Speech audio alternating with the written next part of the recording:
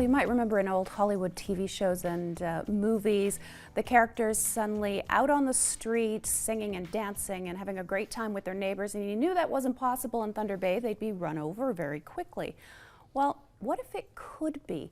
What if you could really connect with your neighbors, be active, and really celebrate our city in a great new way? My guest this evening is Ashley Priam, who's a program coordinator at Eco Superior, and you're here to talk about open streets. So give me a description of how you see open streets as.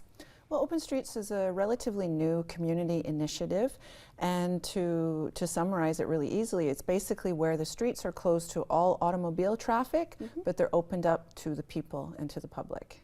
And this isn't something that's done year-round, as in 365 days a year. It's done for short periods of time. That's right. It's usually on a weekend day, probably a Sunday when there's not a lot of traffic. It can be once a year. It could be every Sunday for the summer months. So it's a temporary initiative, but it does happen on more than one occasion. And what do you see as some of the benefits of open streets in Thunder Bay? Well, the real focus is to engage the community, to get everybody out enjoying their city, seeing their city in a new way.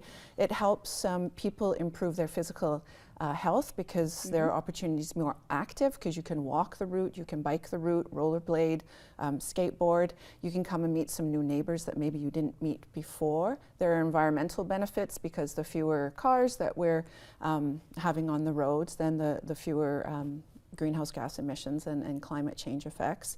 And also there are economic benefits because we find when people are walking or biking in a community or in a neighborhood, the businesses actually benefit from that too. Okay, so there's a lot of good points that should really be discussed, and that's going to take place at the Italian Cultural Center on November 5th, right around the corner. That's right. So at 6:30 we're hosting an Open Streets public forum. We have representatives coming from Toronto from 8 to 80 cities, and they're excellent. They're experts in changing the way people view their city.